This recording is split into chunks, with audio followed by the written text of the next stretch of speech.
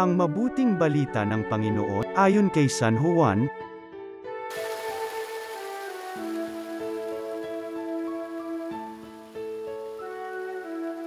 Noong panahong yun, muling napakita si Jesus sa mga alagad sa tabi ng lawa ng Tiberias. Ganito ang pangyayari. Magkakasama sina Simon Pedro, Tomas na tinaguri ang kambal, Nathaniel na taga Cana, Galilea, ang mga anak ni Zebedeo, at 2 alagad. Sinabi sa kanila ni Simon Pedro, "Mangingisda ako. Sasama kami," wika nila. Umalis sila at lumulan sa bangka, subalit walang nahuli ng gabing iyon. Nang magbubukang liwayway na, tumayo si Jesus sa pampang, subalit hindi siya nakilala ng mga alagad.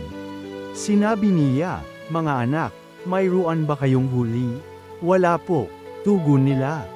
"Ihulog ninyo ang lambat sa gawing kanan ng bangka at makahuli kayo," sabi ni Jesus.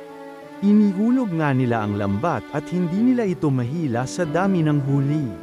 Sinabi kay Pedro ng alagad na minamahal ni Jesus, ang Panginoon yon.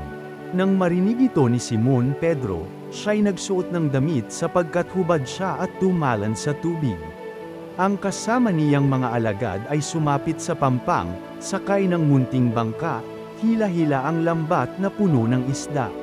Hindi sila gaanong kalayuan sa pampang, mga 70 metro lamang. Pag-ahon nila sa pampang ay nakakita sila roon ng mga baga na may isdang nakaihaw, at ilang tinapay. "Magdala kayo rito ng ilang isdang nahuli ninyo," sabi ni Jesus.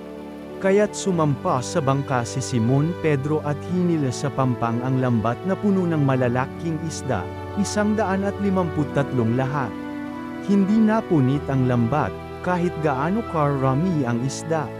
"Halika kayo at mag-almusal tayo," sabi ni Jesus. Isa man sa mga alagad ay walang nangahas magtanong sa kanya kung sino siya, sapagkat alam nila na siya ang Panginoon. Lumapit si Jesus, kinuha ang tinapay at ibinigay sa kanila, gayon din ang isda. Ito ang ikatlong pagpapakita ni Jesus sa mga alagad pagkatapos na siya'y muling mabuhay. Ang mabuting balita ng Panginoon.